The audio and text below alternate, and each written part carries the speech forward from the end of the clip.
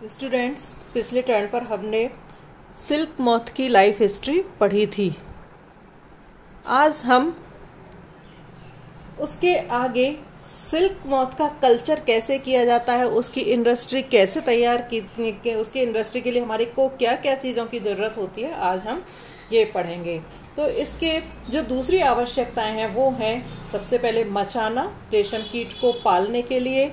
दूसरा है rearing tray, शहतूत के पत्तों के साथ रेशम कीट के अंडों को रखने के लिए। तीसरा है बुनने वाली ट्रे या चंद्राकिस ट्रे, स्पिनिंग ट्रे भी जिसको हम कहते हैं, पूर्ण विकसित इल्लियों को रखने के लिए जो कि प्यूपा स्टेज तक पहुंचने वाली हों।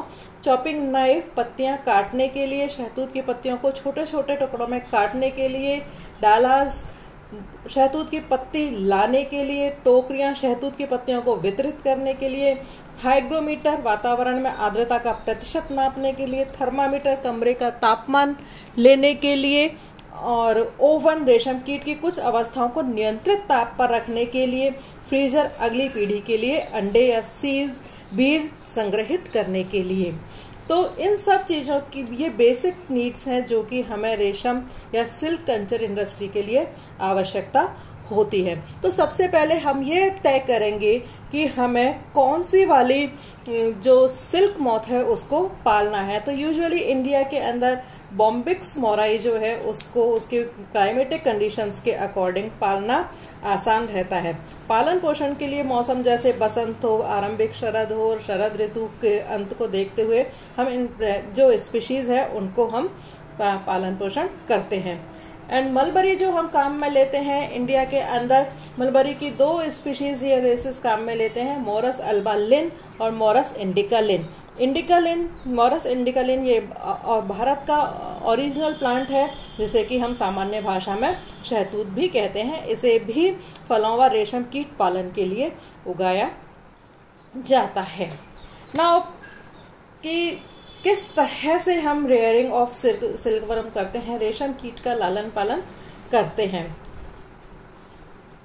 सामान्यतः समझा जाता है कि पालन पोषण का अर्थ केवल इल्लियों को भोजन कराने से ही नहीं होता, किंतु यह अंडे देने से लेकर एस्टिवेशन, हाइबरनेशन, अंडे सेना, इल्लियों की प्रारंभिक अवस्थाओं की देखभाल से लेकर कोकून बनाने तक की जो सभी क्रियाएं होती हैं जो कि पालन पोषण के अंतर्गत आती हैं, यह भी होना चाहिए।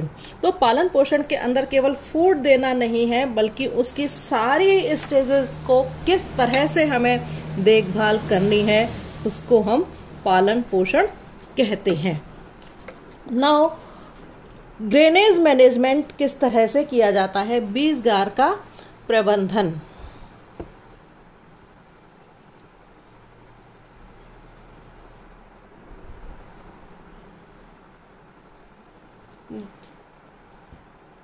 ड्रेनेज मैनेजमेंट के लिए या सेरीकल्चर करने वालों को सीड, एग और लार्वा उपलब्ध कराए जाते हैं। सेरीकल्चर करने वालों को मॉथ की लाइफ साइकिल की पूरी जानकारी होनी चाहिए। जब वो लार्वा का या सीड्स का चुनाव कर रहे हों तो ध्यान रखना चाहिए कि उनमें कोई डिजीज नहीं हो, यदि और प्यूपा ज़्यादा मरने वाले नहीं हो। तो इस तरह के से चेक करके पहले इस तरह के जो प्यूपाज हैं उनको अलग कर देना चाहिए। तो इसमें सबसे पहले मृत कोयों को अलग कर देना चाहिए। दूसरे ध्यान रखने की चीज़ है, कोयों को लिंग के अनुसार अलग करना चाहिए और किसी तरह की बीमारी जैसे कि पेब्रिन जैसी बीमारियां जो हैं वो इसके अंदर नहीं होना चाहिए। और फीमेल्स को इमरजेंसी के लिए अलग अलग रखना चाहिए। Now emergence of moth and fertilisation किस तरह से इनके अंदर होता है, पहले भी अभी हमने नॉर्मल जब लाइफ साइकिल बताई थी तो हमने बताया था इमरजेंस और फर्टिलाइजेशन कैसे करना चाहिए। तो कोकून को रूम टेम्परेचर पर रखना चाहिए। जब वयस्क कीट बाहर आते हैं तो स्वभाव के अनुसार मेल फीमेल के चारों ओर चक्कर काटते हैं। मेल एक्टिव होता है और फीमेल सुस्त या इनएक्टिव होती है, उड़ नहीं सकती है। तो इसी समय पर मेल और फीमेल को अलग अलग केजेस में रख देना चाहिए। फिर हमें अपनी मनपसंद वैरायटी लेकर के ही उनके अंदर मैटिंग करानी चाहिए। अलग अलग समूह के मेल और फीमेल्स में मैटिंग होनी चाहिए।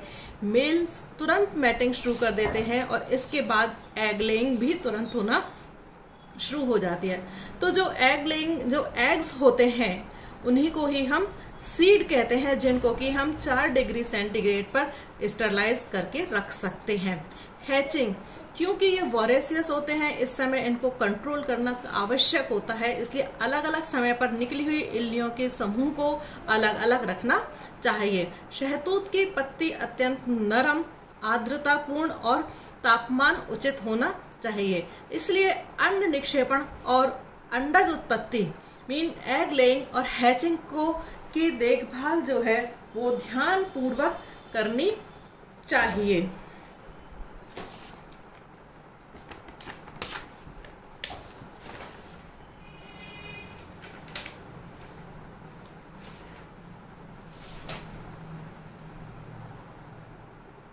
Supply of seeds and rearers and commercial rearing. Supply 2 forms में की जाती है।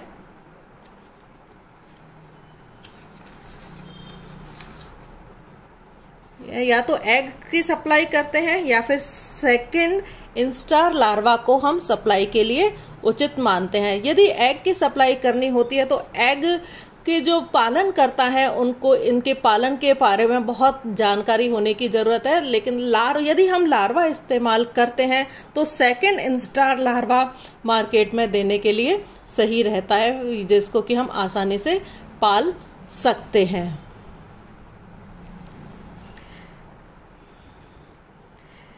तो फर्स्ट एंड सेकंड लार्वा के लिए मुलायम और कटी हुई पत्तियां यूज में लेनी चाहिए, जबकि बड़े फोर्थ, फिफ्थ और इंस्टार लार्वा के लिए हम पुरानी पत्तियां भी इनके काम में ले सकते हैं। इनकी ट्रे की सफाई जो है नियमित रूप से करना चाहिए।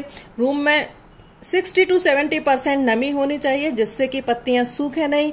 पत्तियों को गीले कपड़ों में रख करके रखना चाहिए, जिससे कि वो हमेशा नरम रहे। एक साथ बहुत ज़्यादा इल्ली पालनी नहीं चाहिए, क्योंकि वो इल्ली ज़्यादा पालने से वो कुपोषण का शिकार हो सकती हैं, उनको भोजन की मात्रा कम ज़्यादा मिल सकती है। जो मचाना बनाया है, जो उनकी जगह होती है, वहाँ पर इनको ट्रेज को इनको नायलॉन के जालीदार कपड़े से ढक करके रखना चाहिए। पूर्ण वृद्धि प्राप्त जो बिल्कुल ग्रोथ कर जाता है फिफ्थ इंस्टार लार्वा, वो फिर बाद में फूड लेना बंद कर देते हैं। इस समय वो शहतूत की पत्तियों के किनारे पर स्थित होकर चिपचिपे पदार्थ का सीक्रेशन शुरू कर देते हैं, और प्यूपा अवस्था में ये जो फिफ्थ इंस्टार लार्वा है, फोर्थ मोल्टिंग के बाद में प्यूपा अवस्था में बदलने लग जाता है। इनका जो फर्स्ट इंस्टार वाला के लिए टेम्परेचर है वो 27 डिग्री होना चाहिए, सेकंड के लिए भी 27, थर्ड इंस्टार लार्वा के लिए 25 डिग्री सेंटीग्रेड, फोर्थ के लिए 24 डिग्री सेंटीग्रेड और फिफ्थ के लिए 23 डिग्री सेंटीग्रेड इनका टेम्परेचर होना चाहिए। नाउ जब हमें स्पिनिंग ऑफ कोकून्स किस तरह से करते हैं, फोर्थ मोल्टिंग के बाद में फिफ्थ इंस्टार लार्वा में जब बदल जाता है और उसके बाद में प्यूपा का बनना शुरू हो जाता है, तो स्पिनिंग तब शुरू होती है जब पूर्ण वयस्क लार्वा भोजन लेना बंद कर देती है, अपनी रेशम ग्रंथियों से चिपचिपा पदार्थ सीक्रेशन करना शुरू कर देती है।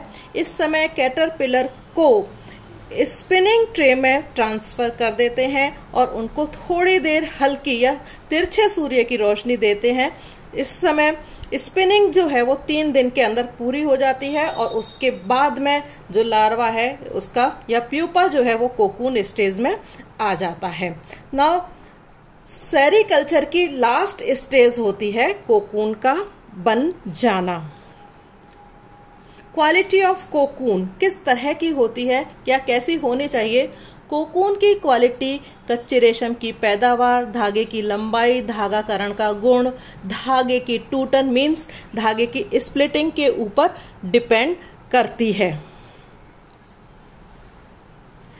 मार्केटिंग, इसके बाद में जब कोकून्स तैयार हो जाता है तो उसके बाद में इनको मार्केटिंग के लिए ये तैयार हो जाते हैं। कोकून बनने के बाद में इंडस्ट्री में फिर क्या करना चाहिए? उसके बाद में पोस्ट कोकून प्रोसेसिंग या कोया पक्षी संसाधन जिसको कहते हैं किया जाता है। इसमें सबसे पहले स्टिफलिंग की जाती है। स्टिफलिंग क्या होती है? कोयों के अंदर प्यूपा मारने की क्रिया को स्टिफलिंग कहते हैं। स्टिफलिंग के लिए 8 से 10 दिन पुराने कोया जिनमें से इंसेक्ट बाहर नहीं निकला हुआ हो उसको हम काम में लेते हैं। तो स्टिफलिंग करने के लिए या तो हम उनको गर्म पानी में उबाल लेते हैं, या फिर उन्हें हम भाप देते हैं, या फिर हमें तेज़ धूप में रखते हैं 3-4 दिन के लिए, या फिर उनका फ्यूमिगेशन या धूमन करते हैं। तो इस तरह से जो प्यूपा है वो कोयों के अंदर मर जाते हैं। कोयों को फिर पानी में उबालने पर रेशम के ऊपरी धागे मुलायम हो जाते हैं तथा वो एक दूसरे से चिपके होने से आसानी से निकल जाते हैं। स्टिफलिंग के बाद में जो दूसरी प्रोसेस आती है, रीलिंग एंड स्पिनिंग। मरे हुए कोकून के धागे निकालने की प्रक्रिया को रीलिंग कहते हैं। इसके लिए रीलिंग करने के लिए इन कोकून्स को 4 या 5 कोकून्स के धागों के स्वतंत्र सिरों को पकड़कर एक विशेष प्रकार की लकड़ी के छिद्र या आइलेट्स में से गुजारते हुए ध्यान रखते हैं कि इन सभी धागों को बटकर एक धागा बन रहा हो, जिसे फिर एक बड़े चक्र पर लपेट दिया जाता है, जहां से इस धागों को चरखियों या स्पूल पर लपेटते हैं। इस प्रकार चरखी से प्राप्त धागे को हम रील्ड सिल्क या धागाकृत रेशम कहते हैं। तो दूसरा है स्पन रेशम। बेकार हुई बाहरी परत या क्षतिग्रस्त कोकून व धागों को अलग करके उन्हें पुनः अलग अलग बुन करके उनको धागे की तरह से बुन लेते हैं। तो क्षतिग्रस्त धागों को वापस से बुनने को हम जो रेशम हमें प्राप्त होता है उसको हम स्पन रेशम सिल्क या कतान रेशम उसको हम कहते हैं। पक्का रेशम प्राप्त करने के लिए कच्चे रेशम को पुनः पानी में उबालते हैं तथा उन्हें अम्ल द्वारा या फर्मेंटेशन द्वारा इसको शुद्ध करते हैं और पुनः इसको चमक आने तक सावधानी से बार बार धोते हैं। तो इस तरह के सिल्क को लास्ट में हम फाइबर सिल्क कहते हैं। नाउ केमिकल कंपोजिशन क्या होता है? सिल्क का केमिकल कंपोजिशन, सिल्क ग्रंथियों से सीक्रेटेड पदार्थ में फाइब्रोनाइन की परत पाई जाती है। तो सिल्क 2 तरह की लेयर्स होती हैं, 2 तरह का पाया जाता है अंदर से। एक तो दृढ़ प्रत्यास्थ और जल में अघुलनशील प्रोटीन जो कि 75% पार्ट बनाता है। दूसरा जिलेटिन भाग जो कि आसानी से गर्म पानी में घुल जाता है। इसके अलावा इसमें कुछ वैक्स और कुछ केराटिनॉइड्स पिगमेंट्स भी इसके अंदर पाए जाते हैं। सिल्क के धागे का व्यास जो है वो 0.005 से लेकर के 0.0082 सेंटीमीटर तक होता है, जबकि इसकी इलास्टिसिटी जो है 20% तक इसके अंदर इलास्टिसिटी होती है। डिजीज, सिल्क के अंदर कई तरह की डिजीजेस जो हैं वो हो सकती हैं, जैसे कि मैगट डिजीज, ट्राइकोलाइगा सॉर्बिलेंस से मैगट डिजीज होती है। पेबेराइन डिजीज जो है वो प्रोटोजोआ नोसिमा बॉम्बिक्स से होती है। पॉलीहेड्रोसिस डिजीज जो है वो ग्रेसेरी जॉन्डिस वायरस के द्वारा होती है। फ्लैचेरी भी वायरस के द्वारा उत्पन्न डिजीज है।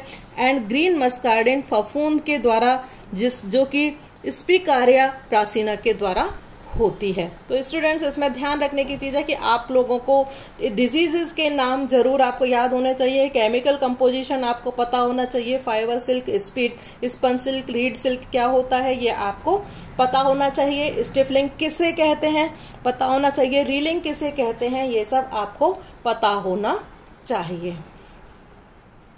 Thank you.